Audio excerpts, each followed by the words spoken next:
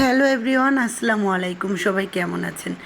দেশ এবং দেশের বাহির থেকে যে যেখান থেকে আমার ভিডিওটি দেখছেন, এবার ঈদের সময় আসলে তেমন কোথাও ঘুরতে যাওয়া হয়নি। শুধু সানভিকে নিয়ে একটু যাওয়া হয়েছিল, তাও আমি যাইনি। ওর বাবা ওকে নিয়ে গেছে, যেহেতু বাচ্চা মানুষ, ওর মন খারাপ হবে। তো সানভি এইখানে আসলে অনেক দিন ধরে যেতে চাচ্ছে, আর এইখানে আসলে আমাদের যাওয়া হয় না।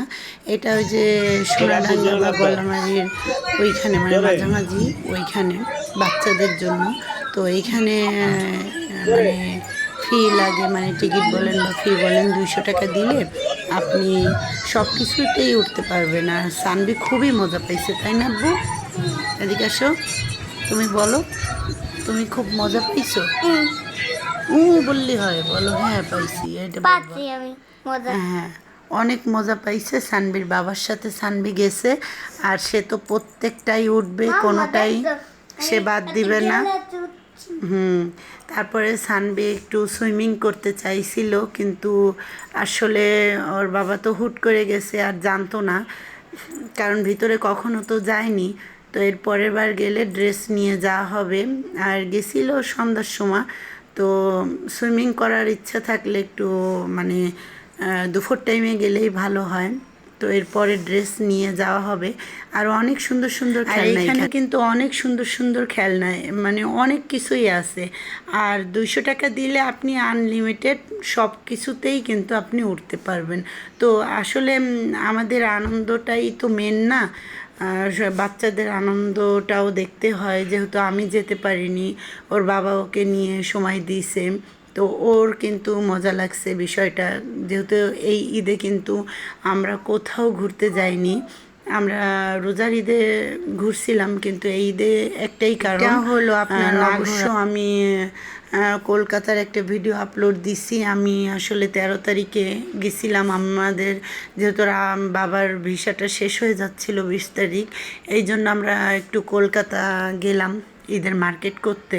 তো মার্কেট করে নিয়ে আবার মনে করেন 15 তারিখে ব্যাক করছি, 13 তারিখে গেছি, জাস্ট একটা দিন ছিলাম।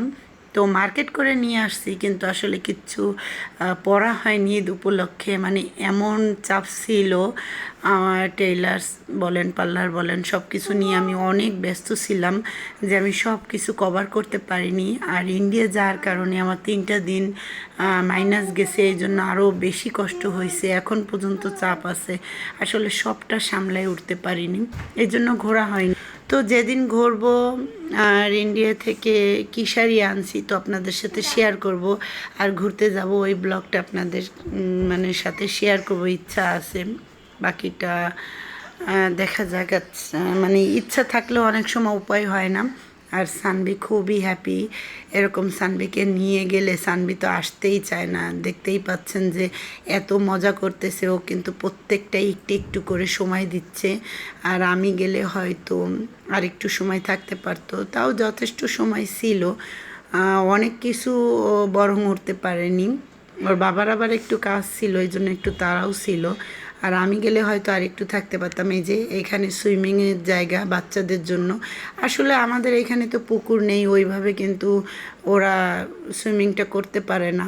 তো ওদের এইটা আসলে আশা থাকে। তো একদিন আর একদিন নিয়ে যেতে হবে সানভিকে। সানভি অনেক মজা পাইছে। আর এখানে আগে ভাবতাম কি না কি, অনেক কিছুই আছে। আর মেন কথা, বাচ্চাদের একটু মানে সারাদিন ঘরে থাকার পরে একটু বিনোদন দিলে এরকম ভালোই হয়। ভালো থাকবেন, আল্লাহ হাফেজ, আসসালামু আলাইকুম।